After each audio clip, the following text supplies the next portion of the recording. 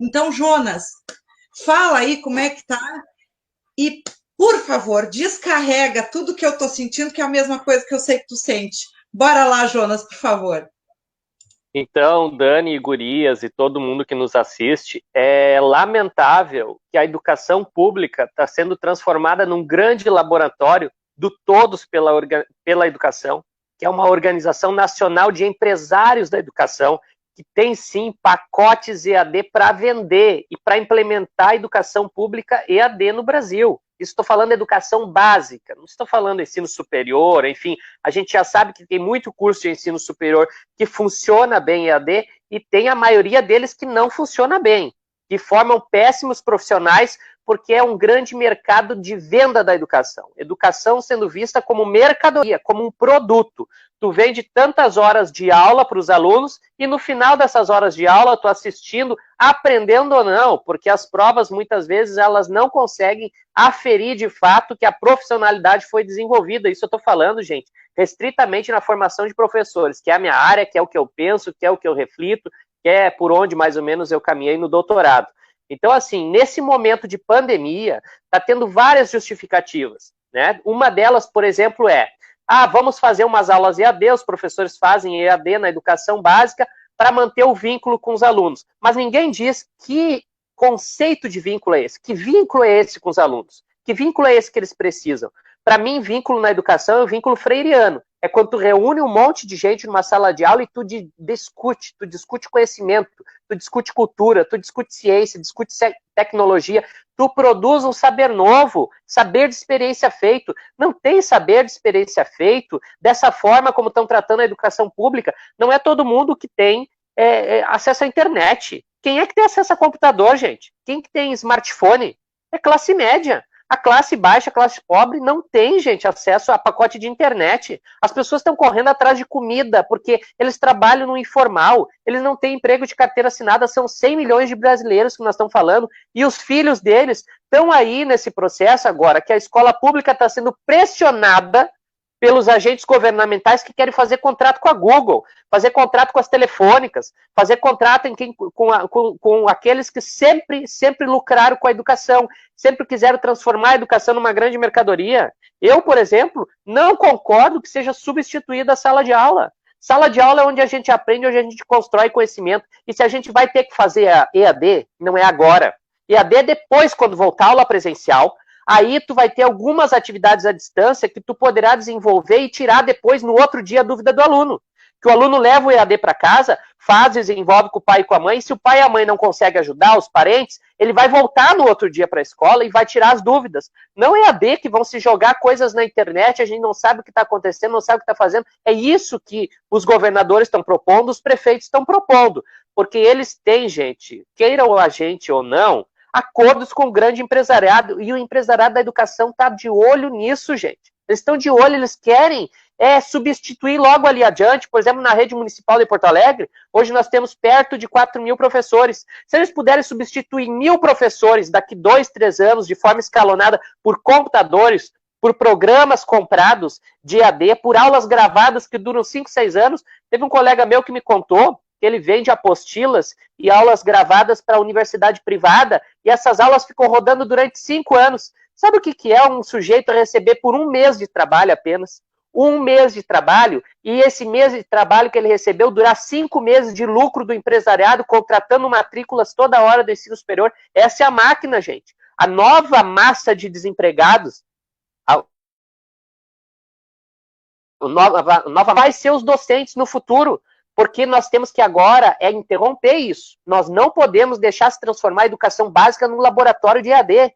Eles já tentaram no governo Temer, que a gente sabe que foi um governo golpista, um governo dos empresários, e que a continuidade do Bolsonaro é a mesma.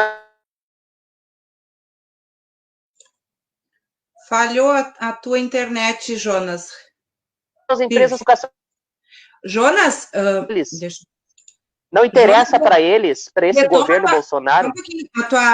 A tua fala foi cortada. Aqui a gente está vendo. Aqui a gente está vendo. A Fábio teve problema. O Jonas de vez em quando corta, né? Porque privatizaram. né? E aí, assim, ó, Jonas, só para te dar uma orientação, quando tu falou do Temer, a tua internet caiu. Aí tu imagina o teu aluno assistindo isso, né? Mas bora lá, Tá, volta lá no Temer, por favor. isso. Não, então assim, ó, o que eu estava falando? O governo Temer, gente, quem estava com eles na educação são os privatistas. É os que querem transformar tudo em números. Ou seja, quanto eu posso ter de lucro em cima desse setor, o setor da educação, gente. A gente sabe, né? O liberalismo há muito tempo já privatiza. Nós temos parcerias, apostilas, sistemas apostilados, enfim, tudo que vocês imaginar. Né? Então, assim, ó, o governo Temer, ele deu lugar para o governo Bolsonaro, que é a continuidade da venda da educação como mercadoria. E aí, agora, o que eles vão fazer? Eles tiveram na mão deles o grande laboratório para implementar os pacotes privados de educação. Amanhã, depois, tu acha que eles querem ter 4.000 professores municipais na rede de Porto Alegre? Não! Eles querem ter um professor só gerente de um sistema IAD no futuro. Essa é a lógica deles. Eles querem economizar com o RH. Nós vamos ter logo no futuro aí um exército de reserva de docentes. Isso nós não podemos concordar. Por isso, IAD agora é perigosíssima. Nós podemos ter atividades à distância sim no futuro, gente. Primeiro vamos combater o coronavírus, depois nós vamos para dentro da sala de aula e aí a gente vai ver. O governo vai obrigar nós a fazer 800 horas? Nós vamos ser obrigados a 200 dias letivos? Bom, daí vai embolar um ano com o outro. Me parece que esse ano, em dias letivos, vai ter que mudar, vai ter que reduzir para uns 150 dias letivos. E aí, esses dias letivos, nós vamos ter que pensar a carga horária, e aí tem que ter estrutura, gente, estrutura. Aí vocês me perguntam, o Jonas é cotista, o Jonas é petista. Não, gente, eu tô com esse boné que é pra gente lembrar que nós somos trabalhadores. Falhou de novo. Antes Falhou de novo, Jonas. Eu tô dizendo, deixa eu colocar a Fábio aqui. Eu acabei de falar, né, Fábio? Algumas frases tu cortava. Aí tu imagina eu com 8 anos de idade lá, e aí a minha professora fica assim. Ela vai ficar, né, parada. E aí tu junta o B com A e fica. Volta a professora. E aí depois tu vai escrever bala. Oi, como é que eu cheguei lá? Desculpa, Sora. Nossa, que coisa maravilhosa. Jonas, fala sobre os professores, categoria, o que eles são mesmo que tu falou, por isso tá com o boné da CUT, por favor.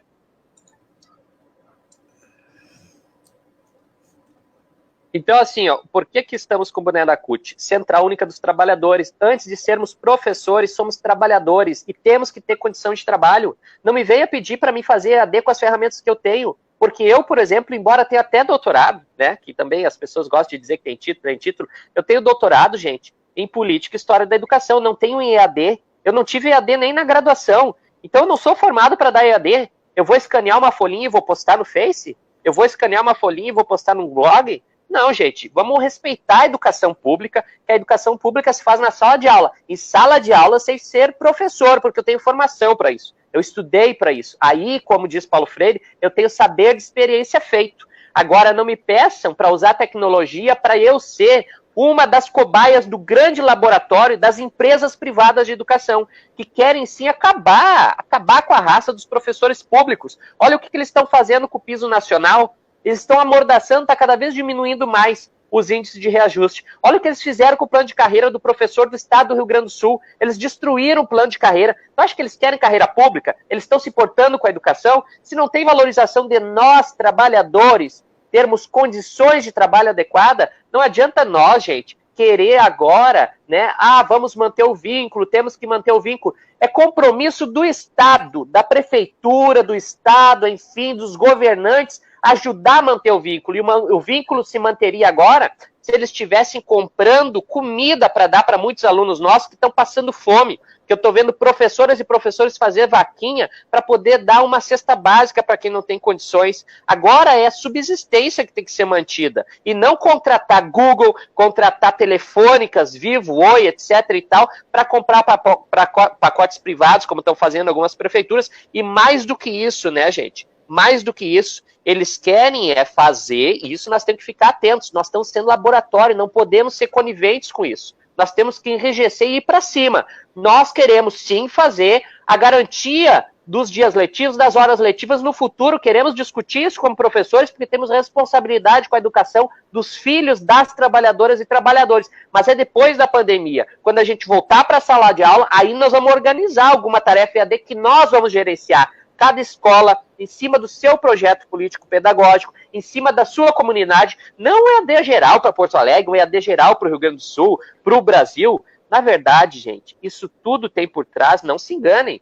Enquanto muitos de nós estão em casa combatendo o coronavírus, estão se preservando, tentando dialogar com os alunos, alguns que têm redes sociais, os privatistas do Todos pela Educação estão preparando um grande lance aí para pegar recursos do Ministério da Educação, das secretarias, porque a gente sabe, os maiores orçamentos, as maiores pastas com mais dinheiro são a da educação, as aves de rapina estão por aí. E imagina tirar, por exemplo, 20% dos professores de sala de aula no futuro, substituir por computadores, por aulas gravadas. Era o que eu dava como exemplo. Se tu gravar uma aula hoje e vender para uma empresa privada, ela usa durante 5 anos essa tua aula, para diversos alunos. Então ela lucra exorbitantemente.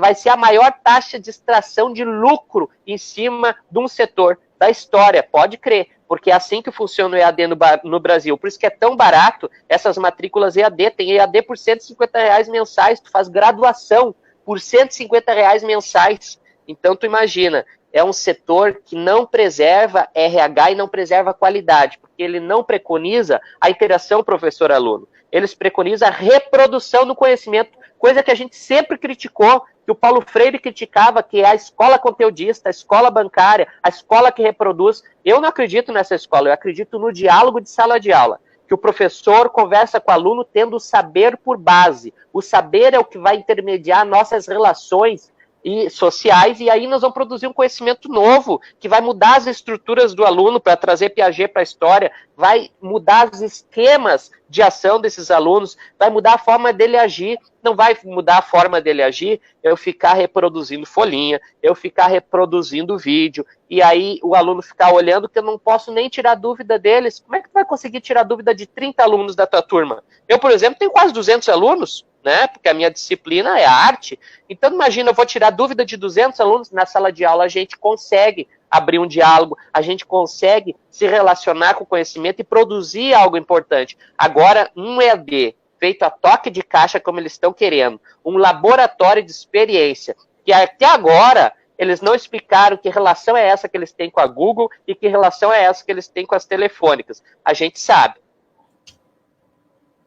que tem muitos no caixa dos governos estaduais, e tem sempre gente de olho nesse dinheiro, e esse dinheiro eles não estão de olho para pagar salário de professor, salário de professora, esse dinheiro eles estão de olho para ir para as contas bancárias dos que sempre quiseram tratar a educação como mercadoria nesse país. Então, assim, para iniciar essa conversa entre nós, acho que a gente tem que ficar atento. No futuro, eles estão sempre pensando em usurpar o nosso espaço de construção de consciências livres. Não se constrói consciências livres numa sociedade com democracia, com reprodução de conhecimento em EAD. EAD, além do mais, já foi falado, há 2 semanas atrás teve uma aula online com a ANPED, Associação Nacional de Pesquisa e Pós-Graduação em Educação, que trata da formação dos professores também, né? Então ali eles colocaram EAD, feito dessa forma, não é EAD. É uma alcimaria de EAD, mas não é, porque não tem debate. E já cortou de novo. Já cortou de novo, Jonas. Desculpa. Corta toda hora. Mas é isso. Não. EAD, eu só colocava assim, ó, EAD precisa de reflexão. EAD não é eu pegar e ligar um WhatsApp e mandar uma aula para um supervisor e ele reproduzir, não é eu escanear uma folhinha e reproduzir. EAD tem um acúmulo na área de conhecimento, tem gente que faz mestrado, doutorado discutindo programas de EAD, discutindo propostas de educação à distância. Se a gente não for olhar para isso, a gente vai estar fazendo uma coisa que a gente não concorda, que é, por exemplo, eu chamar um confeiteiro, que é uma profissão importante, para dar uma aula de português na minha sala de aula. Eu chamar um pedreiro, que é um cara muito importante, um trabalhador fundamental na sociedade, para dar uma aula de matemática na escola. Eu preciso de formação para lecionar, eu preciso de formação para fazer aquilo com técnica real. Eu, por exemplo, professor público, há mais de 11 anos, não tenho conhecimento em EAD, então eu não me arrisco para não errar e não deixar o aluno em apuros. Por isso que o Jonas está aí, cara, entendeu? O Jonas, desculpa, né? O Jonas resumiu o que eu penso a respeito dessa EAD. Acredito que todas nós aqui, todos nós, né, pensamos a respeito, de alguma forma, a gente concorda. Eu concordo e muito, e eu quero lembrar uma fala do Jonas que hoje ele não lembrou, né? Que, de novo, nós estamos em isolamento social. E aí tu pega aquele teu aluno pobre, aquele teu aluno que não tem condições, como é que ele vai acessar que educação democrática, que sociedade democrática e que projeto político pedagógico de escola, de município, qualquer coisa que o valha, dá conta do investimento público para o isolamento da capacidade pedagógica e da relação entre professor e aluno. Então, assim, ó, eu não estou questionando aquele que está lá em casa, eu ensino o meu aluno que tem internet, eu estou ensinando meu filho, eu estou fazendo... Não é isso, porque isso é uma atitude tua. O que eu questiono, e também trago a questão do Matuque, que está preocupado que o Dória vai cortar o salário dele se ele questionar isso, não só ele, como os funcionários do Estado de São Paulo, e também trago a questão que a Annelise Leite trouxe, minha colega, saudade de ti, trago a questão da Annelise, da gente fazer aula no sábado com meia dúzia de crianças, né? Mas eu acho que a gente está botando a carreta na frente dos bois porque a gente não sabe quando isso vai acabar. Agora, se a educação, isso é uma fala minha, um posicionamento meu, se a educação ficar tapando furo, eu vou mostrar quem é o nosso ministro da Educação. Eu espero que o StreamYard aqui não me corte, porque às vezes acontece. Se cortar, vocês podem ficar aí que eu volto, tá? Porque eu quero mostrar por que a gente está aqui hoje, sabe? O que me encheu os patová? Porque nós temos que ter noção de que a nossa boa vontade, ai, como eu gosto, eu quero lutar, eu quero fazer acontecer, eu vou me refazer e eu vou dar aula EAD. Nunca fiz nada nessa área. Mas nós temos que lembrar abaixo de qual hierarquia nós estamos. Quem é o nosso superior hierárquico? Então, vou dividir com vocês uma tela para mostrar um videozinho, que foi o videozinho que me fez trazer o pessoal hoje aqui, e é o motivo pelo qual, completamente alterado agora, desculpa aí, tá? Porque não há condições de ver isso que nós vamos ver e ouvir agora e ficar de boas na revolução, sabe? E ficar dizendo que nós somos doutrinadores, porque isso foi dito. Pensa, isso é o ministro da Educação. Provavelmente vai morrer muito menos do que 40 mil brasileiros de coronavírus. 40 mil é o número de brasileiros que morrem todo ano de acidente de trânsito. Sendo que as pessoas que vão morrer de coronavírus são mais idosas.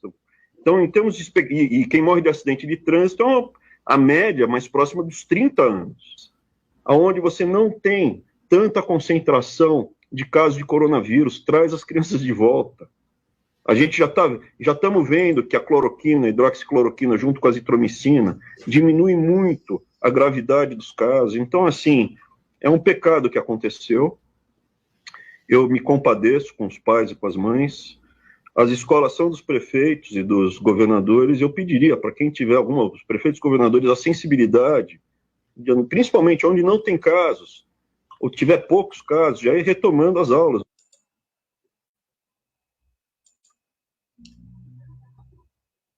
Tá? Eu, assim, ó, isso aí, quando eu ouvi esse troço aí, a minha vontade era sair de casa. Eu ia quebrar o isolamento para quebrar outras coisas depois. Porque não tem condições. É esse o nosso chefe. E tu quer ver qual é o resultado em casa? Que isso aqui, pelo que eu saiba, é um depoimento real, porque daí cabe a gente lembrar do que é o nosso papel, para quem serve o nosso papel. Porque se a gente esquecer que o nosso papel serve para o estudante, acabou. Desculpa, não vai dar mais. Então, nós trabalhamos, nós temos um concurso público em nome dos 300, 600, 200 que a gente atende. E a gente dá conta. E a gente dá conta e dá conta de vários furos que não estão financiados pela educação. A gente dá conta desde o governo Temer, a gente dá conta desde que entrou esse animal do Weintraub, que teve a coragem de achar que agora tu ganha uma certidão de óbito, né? Vamos falar em certidão de óbito opcional, né? Porque se tu bater com o carro, tu não pode morrer. tu vai morrer só de coronavírus. E ele, não sendo médico, receitando, né? Então, nós estamos vivendo abaixo disso. Se nós não nos dermos o respeito enquanto categoria, essa gente nos atropela, nos come viva e cospe o nosso dinheiro, o nosso salário, o nosso esforço por plano de carreira, por todas as coisas, cospe na forma de dinheiro no colo de quem quer vender seus produtinhos. Então, esse é o meu medo, o meu posicionamento. Gurias e guri, desculpa, tá? E quero mostrar mais uma coisa aqui, que é um relato que uma amiga minha, que é de Porto Alegre, me mandou hoje acerca de EAD, né? Bora lá ver o que será que é para uma criança. Oi, professora, tudo bem? A mãe não, eu não, assim, você, professora, sem você, professora, eu e a mãe, eu não consigo aprender bem. A mãe não é igual você. Você tem as manias do povo. A minha mãe não tem, ela trabalha no restaurante. Ela só tem a mania de fazer comida. Desculpe de incomodar agora. Só que eu queria falar para a senhora isso.